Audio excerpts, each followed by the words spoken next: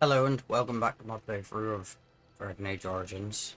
I've had a little 5-minute break, watched a little bit of a video. I was going to watch it all, but it's getting late and I want to carry on before I get too tired. So, before we carry on and go do the Dalish camp, Nature of the Beast, I want to talk to everyone here. Start with oh wait, before we do actually, I need to get Alistair's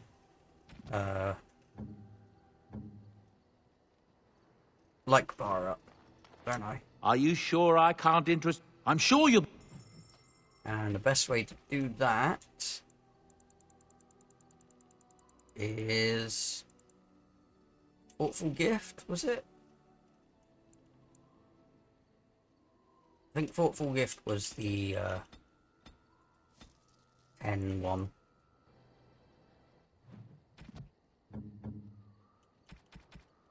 Oh, thank you. That's very nice. Oh, thank you. 8, 9, That's 10. very nice. There we go. You should like me now.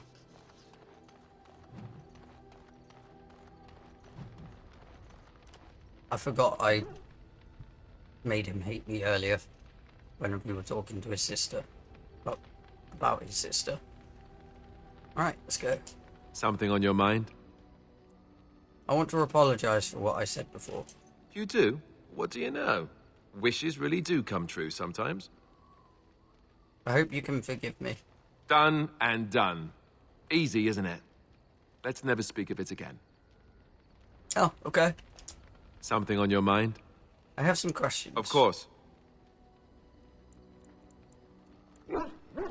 Why did you keep your birthright a secret? You never asked? True.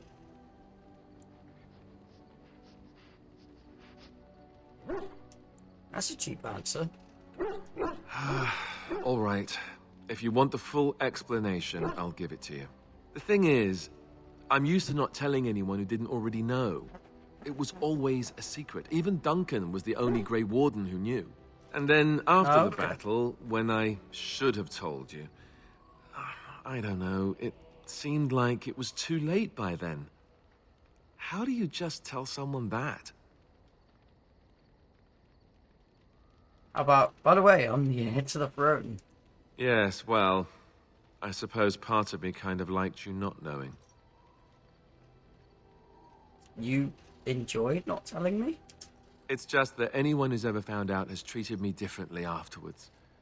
I was the bastard prince instead of just being Alistair. I know that must sound stupid to you, but I hate that it shaped my entire life.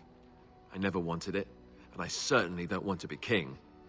The very idea of it terrifies me.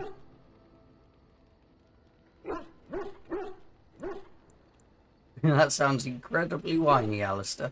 Thanks. It's nice to know you'll be there to support me. I'll point out that you did ask. And now Arleman plans to put me forward as the heir. It never ends, does it? And for what it's worth, Nope. I'm sorry for not telling you sooner. It was a dumb thing to do.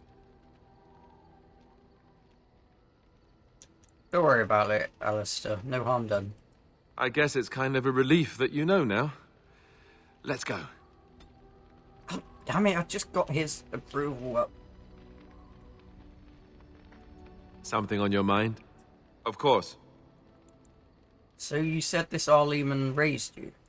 Oh, did I say that? I meant that dogs raised me. Giant slobbering dogs from the Anderfels. A whole pack of them, in fact. That's not what I remember you telling Flemeth. Well, if you're going to go and pay attention to the facts, then fine. Let's see, how do I explain this? I'm a bastard. And before you make any smart comments, I mean the fatherless kind. My mother was a serving girl in Redcliffe Castle who died when I was very young. Arleman wasn't my father, but he took me in anyhow and put a roof over my head. He was good to me, and he didn't have to be. I respect the man, and I don't blame him anymore for sending me off to the Chantry once I was old enough.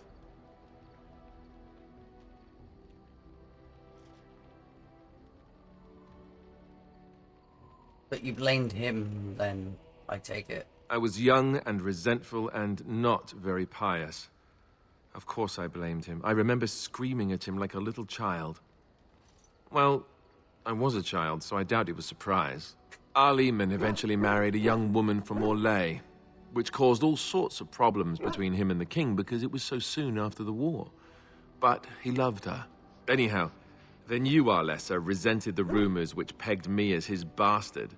They weren't true, but of course they existed. The Arl didn't care, but she did. So off I was packed to the nearest monastery at age 10. Just as well.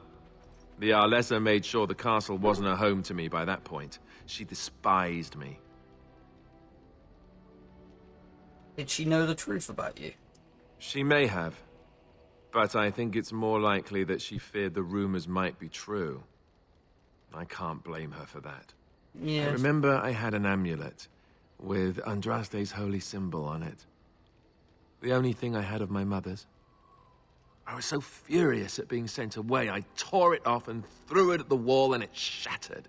Stupid, stupid thing to do. The Arl came by the monastery a few times to see how I was, but I was stubborn. I hated it there, and blamed him for everything.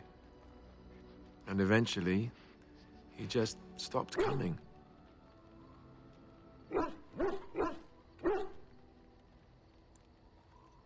You were young. And raised by dogs. Or I may as well have been, the way I acted. But maybe all young bastards act like that. I don't know. All I know is that the Arl is a good man, and well loved by the people. He also was King Kaelin's uncle, so he has a personal motivation to see Loghain pay for what he did. So there you have it. Now can we just move on? And I'll just pretend you still think I'm some nobody who was too lucky to die with the rest of the Grey Wardens. As you command, my prince.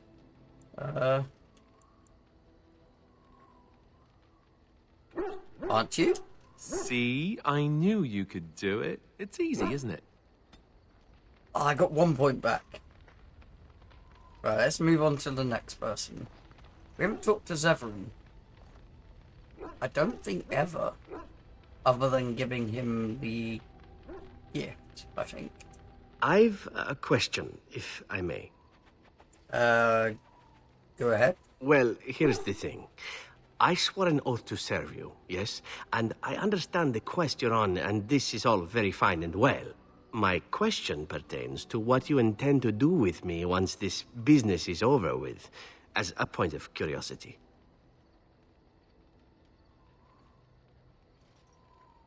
You could go if you wanted. Could I? And what if I didn't wish to leave? I could always use a friend. Indeed. I might even be glad to call myself such, come to think of it. It is good to know what my options might be, but that is for another time. For now, we have much to do, yes? My head hurts for some reason. What say you? Care to answer some questions? By all means. What does it take to become an assassin? Well, the Crows would have you believe that it is an involved process that takes years of training, the sort that tests both your resolve and your endurance. Survive that process and maybe, just maybe, you're good enough to start being considered one of them. But quite frankly, the truth is that all it requires is a desire to kill people for a living. It's surprising how well one can do in such a field.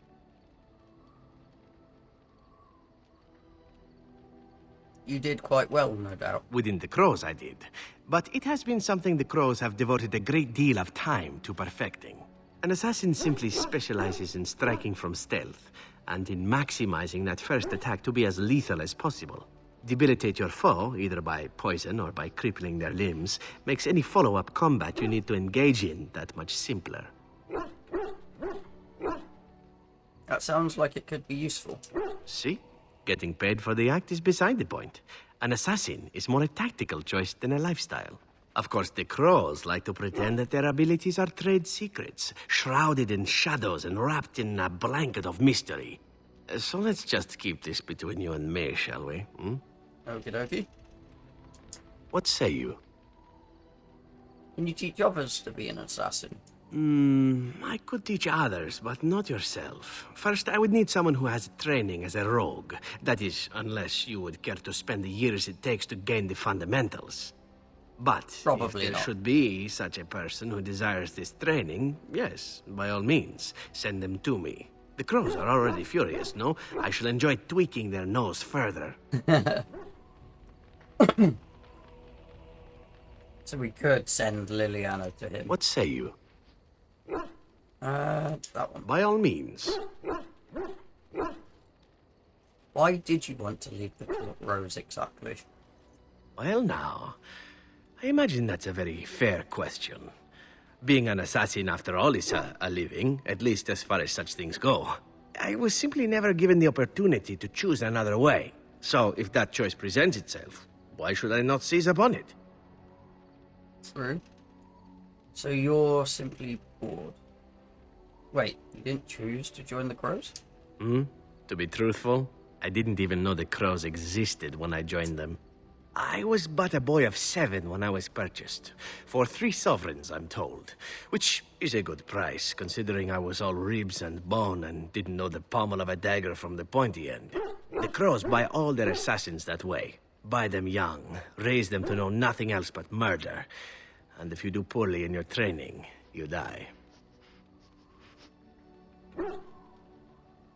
And that system works? Of course. You compete against your fellow assassins, and those who survive are rightfully proud of it. In Antiva, being a crow gets you respect. It gets you wealth. Gets you women. And men. Or whatever it is you might fancy. But that does not mean doing what is expected of you always. And it means being expendable. It's a cage, if a gilded cage. Pretty, but confining. You sound like you've been spoiled. I certainly hope so. I have earned the crows a great deal of money, and none of it has come easily. As for what I'll do in the future, presuming that there is one, I truly can't imagine. Hopefully. It might be interesting to go into business for myself, for a change. Far away from Antiva, of course. For now, naturally, I go where you go.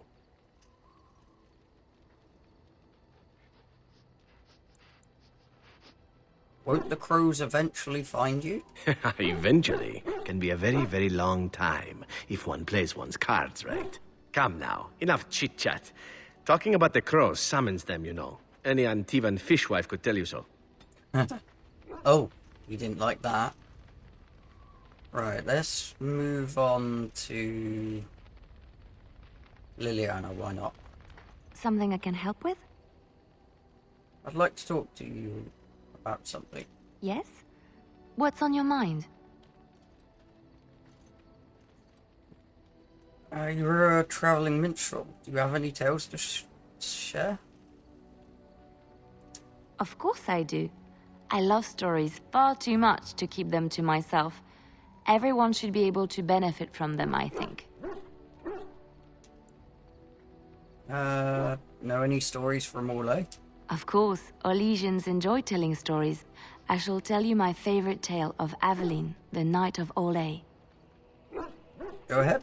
A long time ago, a girl child was born to a farmer. He had hoped for a son, not a daughter, and so he told his wife to abandon the child in the woods. Before the cold could claim her, the baby was found by a tribe of Dalish elves who took pity on the poor mewling thing and raised her as their own. Aveline, for that is what they called her, grew strong and quick and clever under the guidance of the elves. She learned to wield the sword as well as any man, could kill a deer with an arrow at 100 paces, and was as graceful on the back of a horse as she was on foot. Continue, please. Aveline's Dalish guardians saw that she could easily best any Orlesian chevalier in battle, and wanted to show the cruel humans the child they had left to die.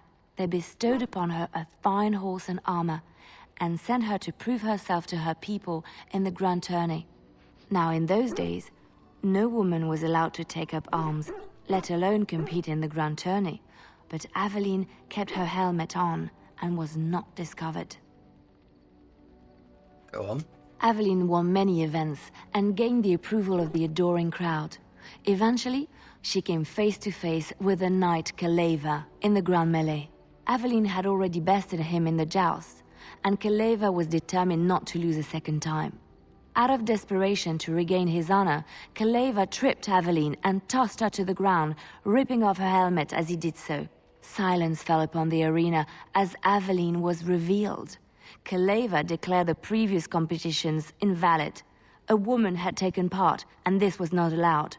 But the crowd cheered for Aveline. Kaleva was furious, for he had lost to a woman and was now being shamed. Blinded by his rage, he forced Aveline to her knees. "Know your place, woman," cried he, and slit her throat. Oh shit. That's terrible. The son of the king, Prince Freyan, was present. He recognized Aveline's skill and bravery and began to see the injustice done to the women in his land. When he was made king, he rewrote the laws of Orlais so that women could also become chevalier. He honored Aveline and knighted her after her death. And to this day, any female who is knighted reveres Aveline the Brave, for she is the patron of all women chevalier. That kinda did have a happy ending then. Even though not a happy ending for her. Do you know any Ferelden legends? I know one, told to me by my mother a long time ago. It always chilled me to the bone. Maybe you have heard of Flemeth? Flemeth? Morrigan's mother was called Flemeth. Are you sure? Was she the Flemeth of legend? Flemeth, the devourer of men? Flemeth, mother of witches? Flemeth, demon-touched, who dwells in the mists? She didn't really introduce herself as such. Ferelden mothers scare their daughters with talk of Flemeth. They say that if you're bad, Flemeth will spirit you away and bind you to her forever. They also say that Flemeth mourns her lost beauty and will steal yours through your looking glass if she catches you. Tell me the whole story. Flemeth's beauty was known throughout the land. She had hair like unto a moonless night, skin as pale as winter's first snow, and eyes as beautiful and perilous as the sea. When she came of age, she came to the attention of the Lord of Highever, Conobar, and he took her for his wife. Conobar soon learned that his young bride had the gift of magic. He kept this a secret, for he feared that she would be taken from him. Flemeth stayed with Conobar for some years, and with his blessing, she practiced her art. And then one day, a young poet named Osen came to the castle. Flemeth was captivated by Osen's voice, and he by her beauty, and they fell in love. Ooh, the plot thickens. Flemeth longed to be with her true love, and she and Osen fled from Conobar's lands, seeking refuge in the Kokari wilds with the Chasing tribes. They lived there happily for many a year, till the day Flemeth received news that Conobar was dying and longed to see her face one last time. Flemeth's heart swelled with pity for the man who once was her husband, and begged Osen to return to Conobar's side with her. But when Flemeth and Osen entered Highever, they were captured by Conobar's men, and Osen was slain in front of Flemeth's eyes. Flemeth was imprisoned in the highest tower of the castle, there to await Conobar's judgment on her. Distraught at the loss of her love, Flemeth plotted revenge against her husband. She summoned a fey demon, intending for it to wreak vengeance on Conobar. But a spell went awry. The demon possessed Flemeth. Turning her into an abomination, the halls of the castle ran red with blood as Flemeth slaughtered Conobar and all his men. The last of Flemeth's humanity melted away, and at dawn, she stole back to the wilds to plot and scheme for 100 years. They say she took to her side many Chasing men, and with their help, begat her daughter witches, who even now prowl the dark places of the Kokari wilds. Tell me about Darkspawn. Chantry lore says it is man's pride that created the Darkspawn. In ages past, the mages of the Tevinder Imperium ruled much of the world we know. In their pride, They thought their magics invincible and imagined that they were greater than the Maker himself.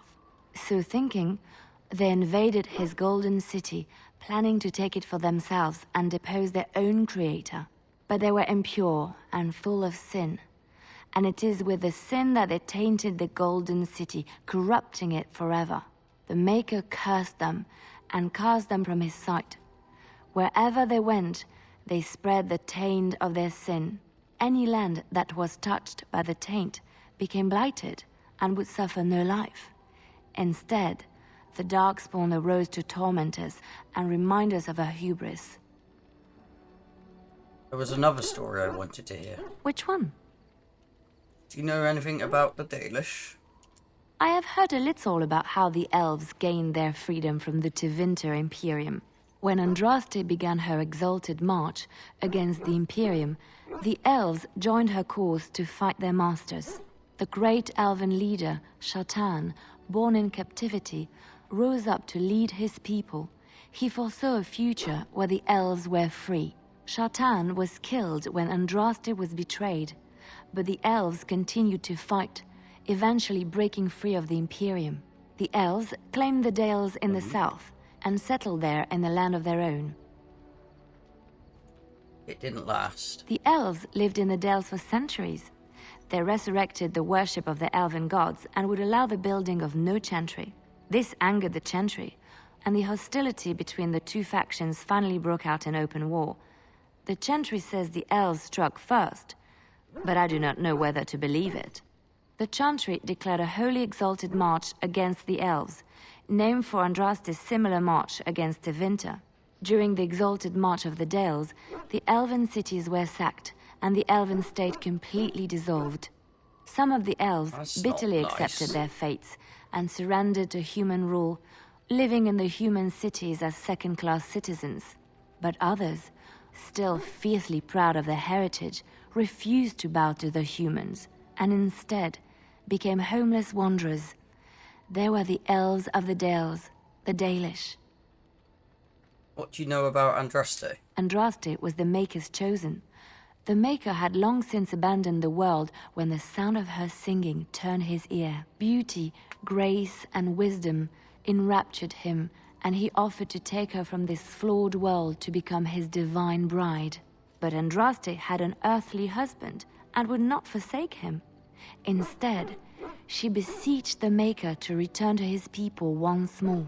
So earnest was her plea that the Maker was moved and promised that he would create a paradise on earth if all abandoned their false gods and turned once more to him. And this is why Andraste began her exalted march on the idolaters of the Tevinter Imperium. The Maker granted her his powers with which to smite her enemies. Andraste brought the Imperium to its knees, and her victories converted many to the worship of the Maker. How did Andraste die? Alas, it was the frailties of men that betrayed and killed Andraste. Her earthly husband, Maferath, a chieftain of the Alamari tribes himself, grew jealous as his wife's popularity and influence overshadowed his own. She was also revered as the Maker's betrothed, and Maferath began to see their own bond waning in significance as Andraste became ever more devoted to the Maker. Out of envy and spite, Maferath made a pact with the Archon Hysarian of Tevinter, allowing his beloved Andraste to be ambushed and captured. Andraste was burnt at the stake in Minrathous, the capital of Tevinter.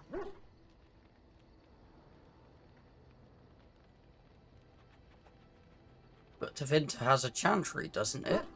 The Tevinter Chantry claims that in Andraste's last moments, Hysarian's heart softened, and he heard the voice of the Maker telling him to end her suffering. He plunged his sword into her heart, and as her blood washed over his hands, he became one of the faithful. Dissenters said that the Archon only converted because he could not stem the tide of Andraste's cult, and was forced to do so to stay in power. We will never know for sure. Let's just move on. There are pretty good stories. That must be the Redcliffe people. Mages. Let's talk to Wynne. I must ask, what does being a Grey Warden mean to you?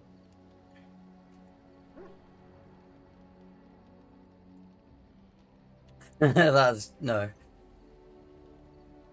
I don't know. Does it have to mean something? I just wanted to know what you thought being a Grey Warden was about.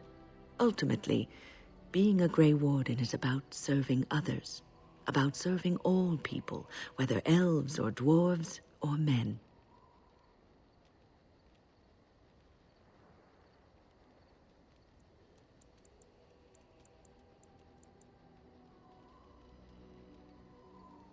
You mean to say I serve as a protector? As a Grey Warden, you are a guardian of men, and you guard them because their continued existence is more important than you are. Thus it is you who serves, not they. I suppose that makes sense. A good king, a true king who cares for his land, uses his power to rule firmly but fairly. He serves his people first and foremost. The king who does not do this, who believes that he is entitled to his power, who abuses it and uses it for his own means, is a tyrant.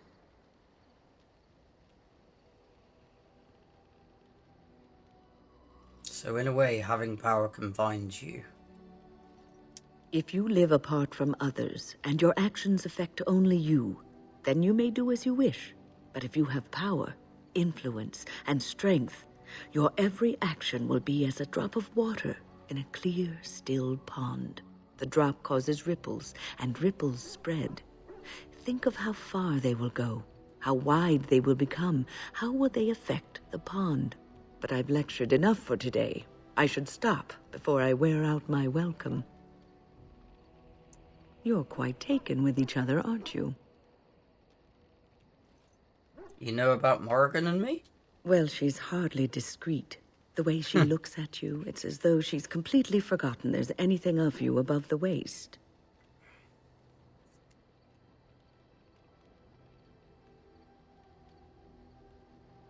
So what were you going to say about us? I've noticed your blossoming relationship, and I wanted to ask you where you thought it was going. She is a cunning woman, a Maleficar. She will use you for her own ends.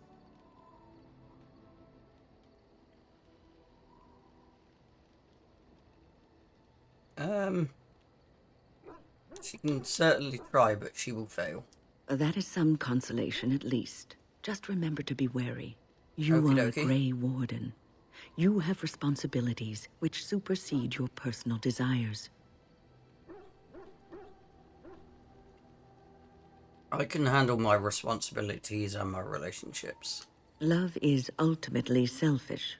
It demands that one be devoted to a single person who may fully occupy one's mind and heart to the exclusion of all else. A Grey Warden cannot afford to be selfish. You may be forced to make a choice between saving your love and saving everyone else. And then what would you do?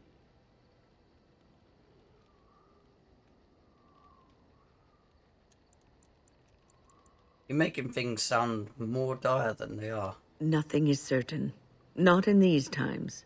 You cannot take anything for granted. I want you to be aware of this.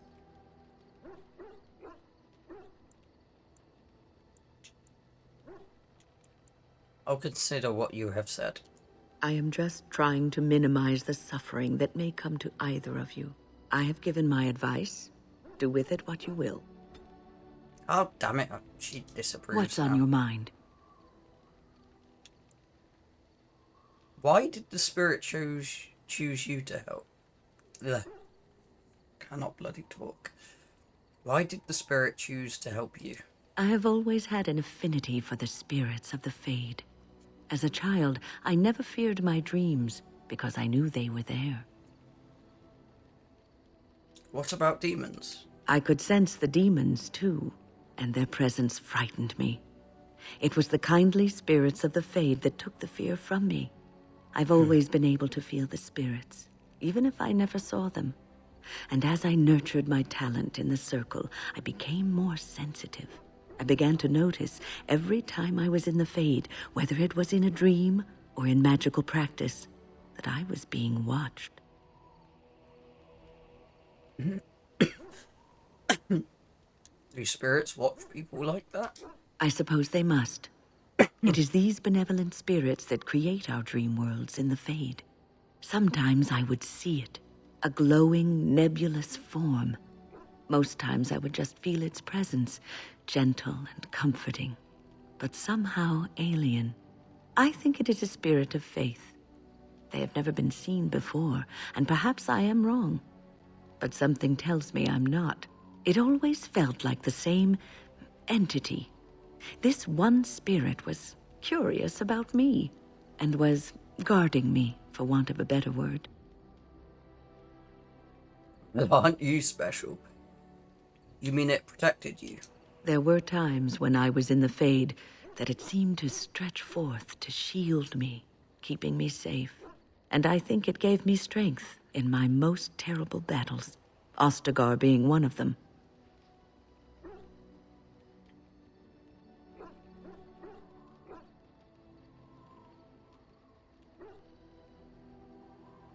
So this spirit of faith is your personal protector. I don't know why I was chosen. Perhaps it knew that there was something more that lay in store for me. I like to think that I was given a rare chance, and I'm going to make the best of the time so generously given to me.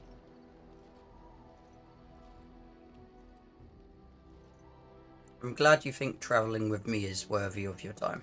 I will not lie motionless in a bed with coverlets up to my chin, waiting for death to claim me. That is not the death for me. And so I will fight alongside the Grey Warden, and help prepare him for the task that is yet before him. So you had better listen to me, because I swear, if I should fall before the end and you don't seem to be doing things properly, I'll get up again to give you a good finger wagging. I'll hold you to that promise. You know, I think you'll be all right, even without my help. Hey, we got the win approval back. What's on your mind? Is there something we can do to cure you? Cure me? What, am I sick now? I guess death isn't an illness, is it? Even you know that you cannot cure the dead. And I'm not the only one dying. You are too. I'm just more efficient about it. Ah, child. Your concern is heartwarming. But death comes to everyone, and it is not something to fear.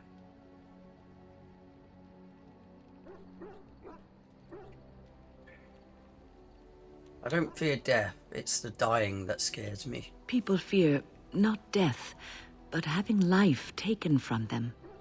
Many waste the life given to them, occupying themselves with things that do not matter. When the end comes, they say they did not have time enough to spend with loved ones, to fulfill dreams, to go on adventures they only talked about. But why should you fear death if you are happy with the life you have led? If you can look back on everything and say, yes, I am content. It is enough. I think it depends on the person you are. Ah, human nature. You are right. Some people will never be content and will always want more. I think I've led a good life, a full life, and I, for one, am not afraid of death, whatever it may bring. They say that when you die, your spirit travels through the Fade and returns to the Maker. And after that, we'll see, won't we? Is Win... Let's have a look up. Dragon Age Win.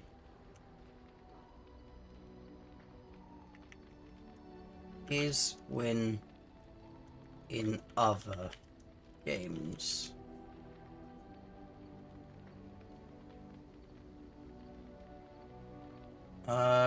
Win hasn't been seen and scarcely mentioned in BioWare's Dark Epic Fantasy series since 2010.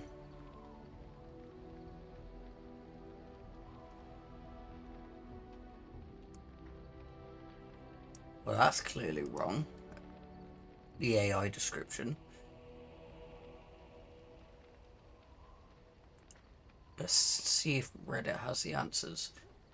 What happened to win after the first game?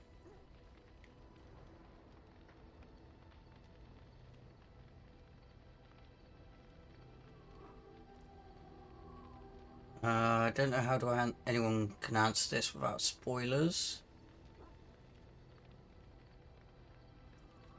All of your questions are answered in Dragon Age Asunder. It was a novel released in 2011. It also provides some insight into Cole, Fiona, and why the Templars left Justinia's side.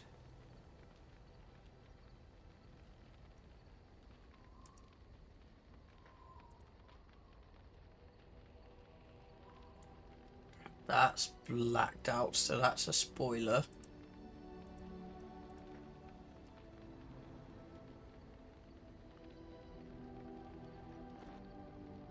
I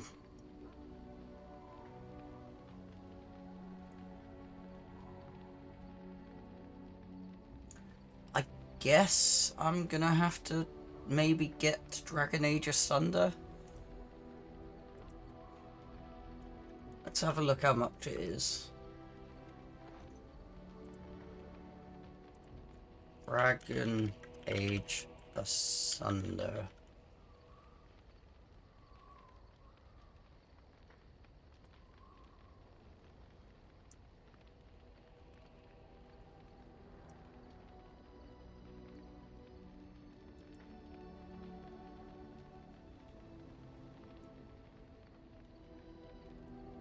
It's not that bad, actually.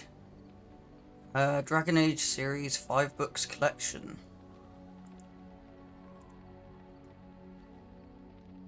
I might try get myself some Dragon Age books. Book 5. They're around about £8 each. Yeah, I might see if I can get myself some of them.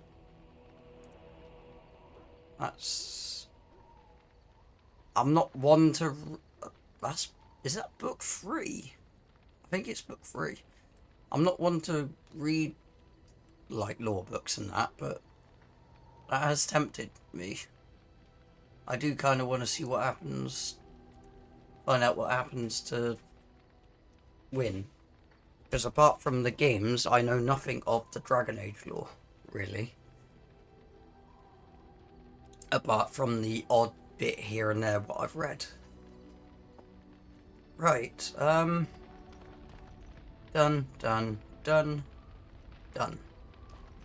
Pardon me. You called. I wanted to discuss something you mentioned. Speak, then. Oh, never mind. Then I suggest we move on. I have a question. I am hardly surprised. Do you find Ferelden very strange? To put it lightly, no one has a place here. Your farmers wish to be merchants. The merchants dream of being nobles, and the nobles become warriors. No one is content to be who they are. Don't the Qunari ever want to change their lot in life? What does that accomplish? The farmer who buys a shop is never a merchant. He is always a farmer turned merchant. He carries his old life with him as a turtle carries its shell. True.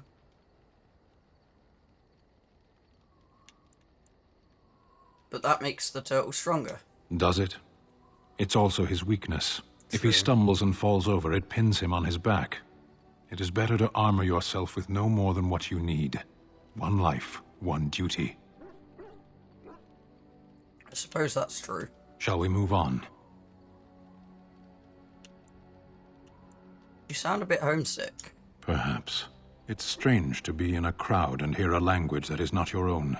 To see faces that are and aren't like yours. I miss the smells of Saheron. Tea and incense and the sea. Ferelden smells of wet dogs.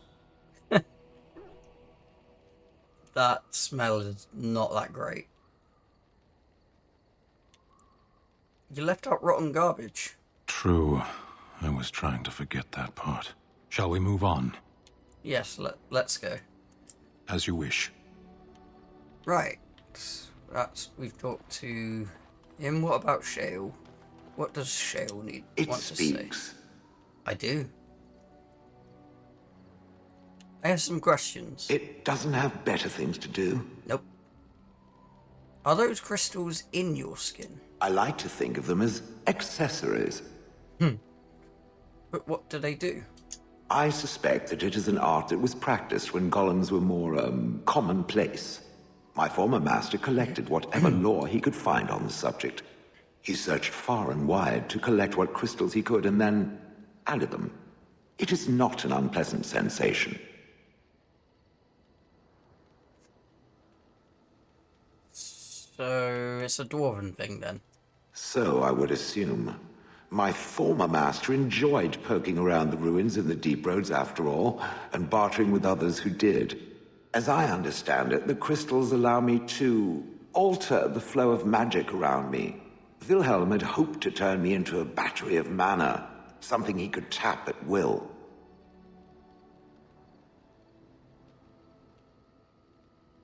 Did he succeed? Not really, although now that I think of it, these attempts may be what caused my disruption. Some of the crystals increase the presence of mana, some absorb or reflect spells. There are various kinds. All I can promise is that should it ever find one of these crystals, I can likely tell it the function and what it would do if added to me. Oh, okay. Would you be willing to have more added? Why not? I don't get to wear clothing and other adornments like the rest of you creatures after all. That answers its question, I assume? Unless it has more. I suppose you could put clothing over.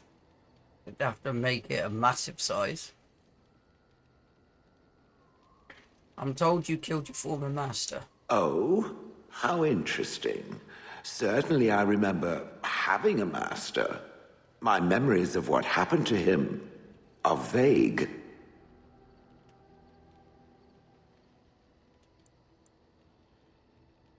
That's very convenient. So some belabored description is now called for, is it? Oh, very well. My former master enjoyed experimenting upon me. I remember that much. There was tinkering with spells, and then the crystals. He was very eager to alter my function, I think.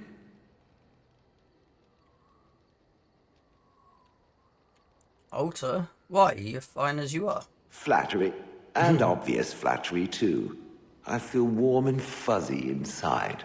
He possessed my control rod, and back then, it would have prevented me from doing anything he did not command me to, no matter how I might have wished to. So what happened? I am unsure. He was experimenting, and then nothing.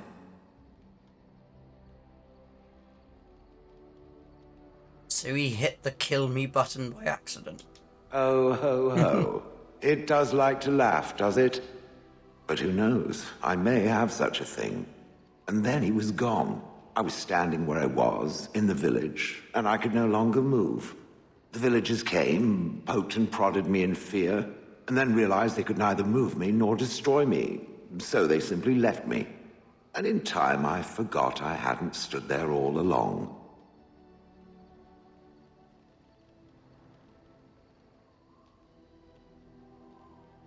You didn't wonder where he'd gone? Wonder? I was glad that he was gone. For so many years, I'd had to leap to that little toadstool's every command. Get this, pick up that, put it down, pick it up again. The gall! At first, I'd hoped he'd simply decided to leave me there paralyzed. An acceptable trade-off. After years passed, I simply stopped caring. Fair enough.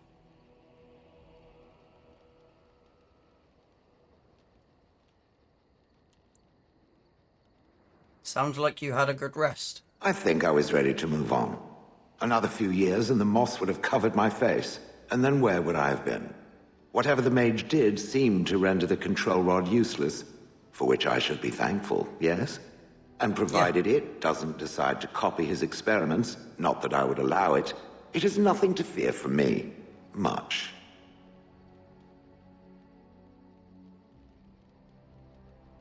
I was simply curious about the story. And now it knows. And doesn't it feel better?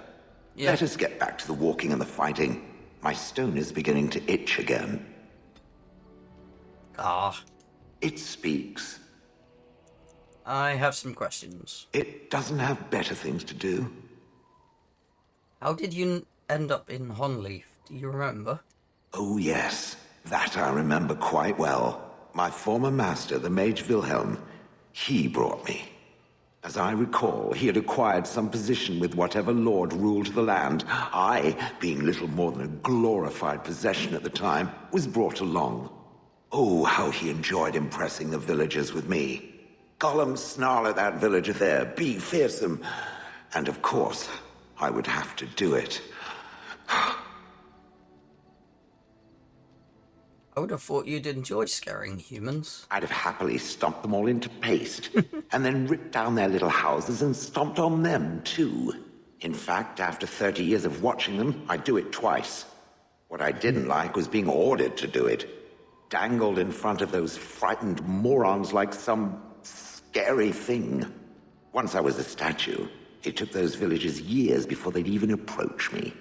The first one to actually work up the nerve to touch me urinated himself. Lovely. You don't remember anything before Honleaf? I traveled with the mage. He did a lot of traveling, I remember that. But where we went, it is rather fuzzy. I remember great battles, fighting many humans long ago. They were all very soft and squishy. And before that, No, there are only images. I was somewhere dark.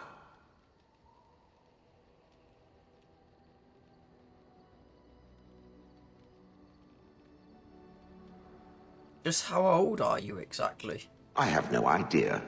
Wilhelm used to brag that the dwarves stopped making golems centuries ago. I do not age as you soft creatures do. Sadly, my memory is no better. Plus, I get bored and stop paying attention. That sounds like me. But why were you out in front of the tower? That is where Wilhelm kept me. He wanted me out in the open where I could be frightening like a scarecrow. I was supposed to watch for thieves. Pah! Plus, his wife didn't want me indoors. She said there wasn't room for me. Hag. His wife? I was once larger, 10 feet tall. Then the loathsome hag complained that I couldn't fit through the doors. So the mage had me shrunk down. Can it believe it? And she still wanted me out. Okay, I wanna... How does someone shrink a golem? With a chisel. And a lot of nerve. You didn't like this, Wilhelm, I would take it. He did love using that control rod. Fondled it so much, his wife actually threatened to throw it in the lake. Ha! I would have liked to have seen that. Which reminds me, where did it find the rod?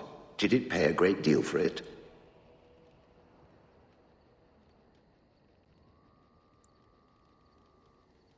Not really. It was quite the bargain. So long as it realizes that I'm inexpensive and not cheap. Interesting, I'm done asking about that. Good. I was just about done talking about it. It does like to have a good chat now and again, doesn't it? Yes. Oh, again? Time to buy some more. If there's anything... I'm...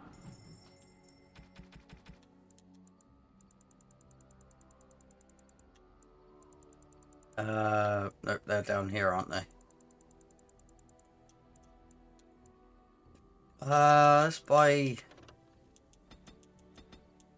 them. And them.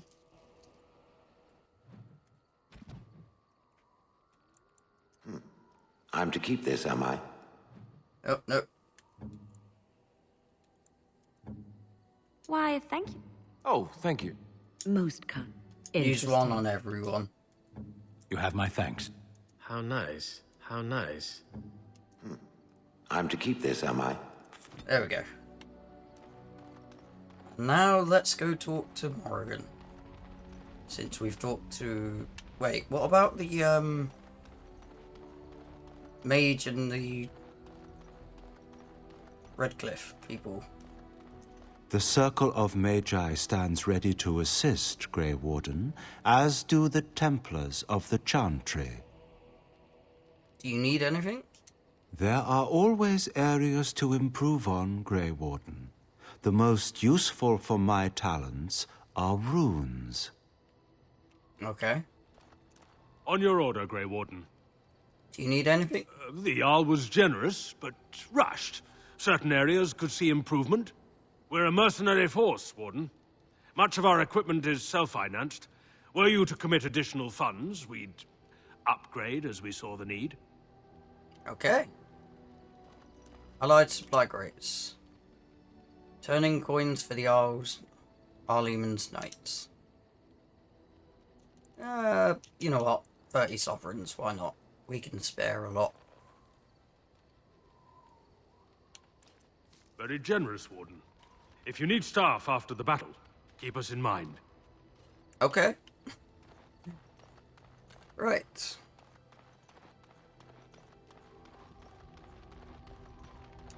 I wish to ask a question of you. Go ahead. I wish to know your opinion of love.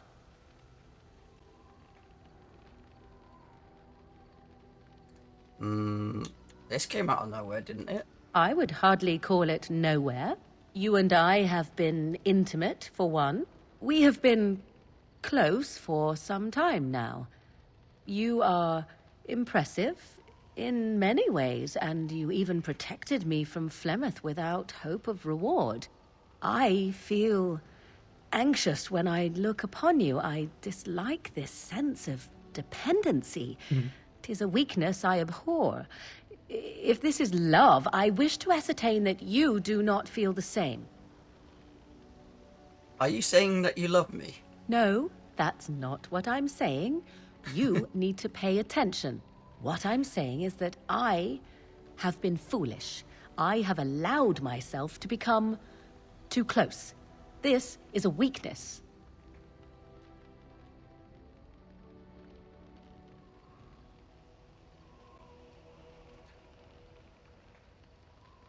Love is not a weakness. You are not listening to me. Do not be such a fool. This is for your own good.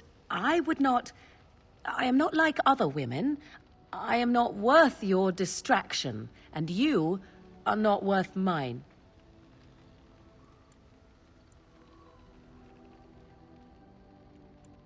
You are worth my distraction. You are impossible. Have it your way, but I will tell you truly now. You will regret it in the end. Oh, I didn't get a disapproval. Your Okay. desire? I'd like to ask you something. So, full of questions, are you? Yep. Can you teach others to become shape changers? Possibly, if I had the desire to. I do not.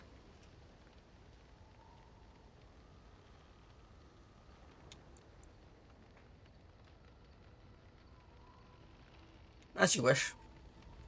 Your desire? So, full of questions, are you? Have we asked her these? Can't remember. Did you grow up in the Kakari Wilds? Why do you ask me such questions? I do not probe you for pointless information, do I? You can probe me anytime. Beg pardon then, while I jump for joy. What is it you asked if I grew up in the wilds? A curious question. Where else would you picture me? For many years it was simply Flemeth and I. The wilds and its creatures were more real to me than Flemeth's tales of the world of man. In time, I grew curious. I left the wilds to explore what lay beyond, never for long. Brief forays into a civilized wilderness.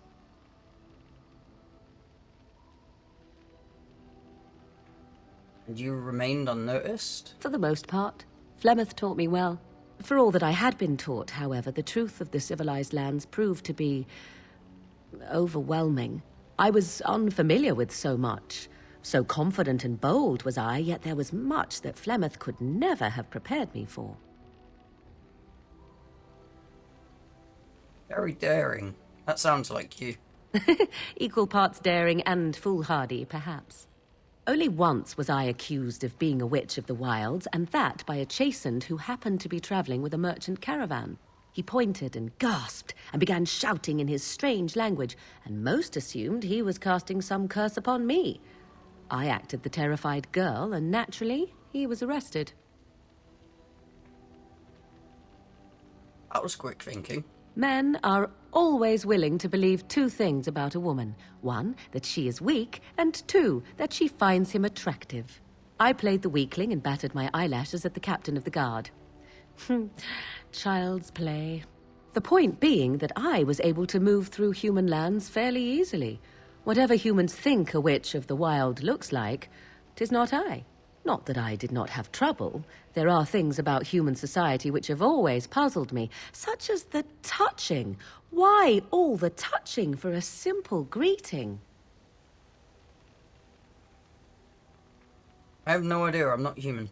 Do not speak to me of trivialities. Your culture is not so entirely different. There were many nuances that Flemeth could never tell me of.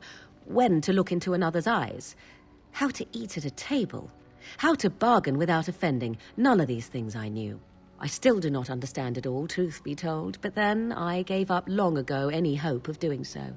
When I returned to the wilds last, I swore to Flemeth that I had no intention of leaving again.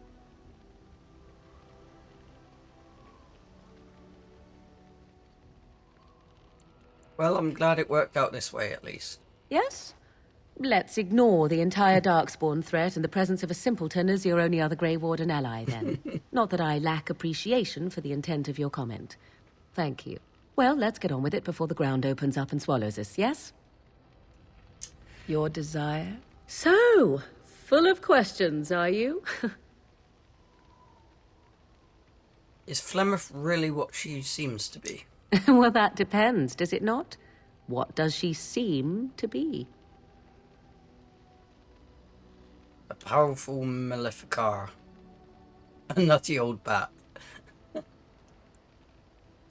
You mean, is she truly the Flemeth of legend and story? Tell me, how much do you know of the tale? The one that the chastened still tell of my mother, to frighten them into obedience. I'm more interested in the truth. I can relay what Flemeth once told me herself, and you can decide whether or not 'tis the truth, if you desire. That sounds interesting. As the tale is sung by the bards, there was a time when Flemeth was young and beautiful. A fair lass in a land of barbarian men, the desire of any who saw her. Yes, I've heard this part. The tales say that Flemeth fell in love with Osen the bard, and fled the castle of her husband, the Dreadlord Conabar, and that he swore vengeance for her infidelity. In truth, my mother claims that 'twas Osen who was her husband, and Conabar the jealous lord who looked on from afar. Lord Conabar approached young Osen and offered him wealth and power in exchange for his lovely wife, and Osen agreed. Flemeth must have been angry. The life of a bard is a poor one, and love fades in the wake of hunger. 'Twas Flemeth who suggested the arrangement. Oh. All would have been well had Lord Conabar kept his end of the bargain. But he was a foul man who bargained with coin he did not possess. Oh. Osen was led off to a field and slain, left for dead. Flemeth spoke to the spirits and learned of the deed, and swore revenge. So she truly loved Osen, then? That was not the point. Conabar had no honor, so she would not have him. Flemeth begged the spirits to aid her, and 'twas they who slew Conabar. The demon the legend tells of came later. Lord Conabar's allies chased Flemeth, you see. Chased her to the wilds, and there she hid. There she found the demon, and he made her strong. The legends all speak of the great hero Cormac, he who defeated Flemeth and her great army when she invaded the lowlands centuries later. All lies. Which? He never invaded, or he never defeated her? The truth of the matter is that there was never an invasion. As Flemeth tells it, the Chastened never raised an army under her banner, and she never fought with any warrior named Cormac. Cormac led a brutal civil war against his own people, and later claimed it was to vanquish evil that had taken root amongst the lords. Thus, he was hailed a hero. Flemeth was only attached to the legend much later. Perhaps 'twas due to the great war with the Chastened that eventually came, but Mother claims not to know how it began. How is it that Flemeth has survived for so long? The demon within her has transformed her into something else. An abomination, perhaps some would say. I know not. I only know my mother is clever, and she is part of the wilds as it is part of her. But she is no immortal. She bleeds. A blade in her heart would kill her like any other, were it lucky enough to find her. Legend tells of Flemeth having many daughters. You ask if I have sisters? I have asked of this myself. The stories tell of many witches of the wilds after all, not just the one. And these tales existed long before I did. Flemeth refuses to speak of other daughters, if they existed. So, should I believe I am her first? I doubt that too.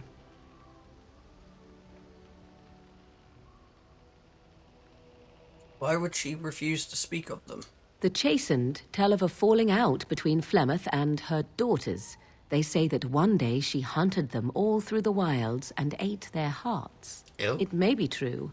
I have never seen another witch or heard of one. Perhaps one day Flemeth will eat my heart as well.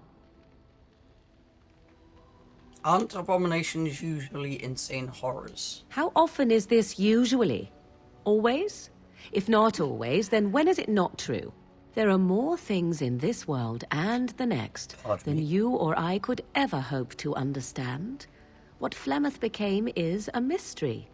I suspect, even to her. An interesting story. Thank you. Flemeth tells it with far more embellishment than I, but you are welcome. Dare I ask of your own mother? Few are abominations of legend, 'tis true, but I find myself curious nevertheless.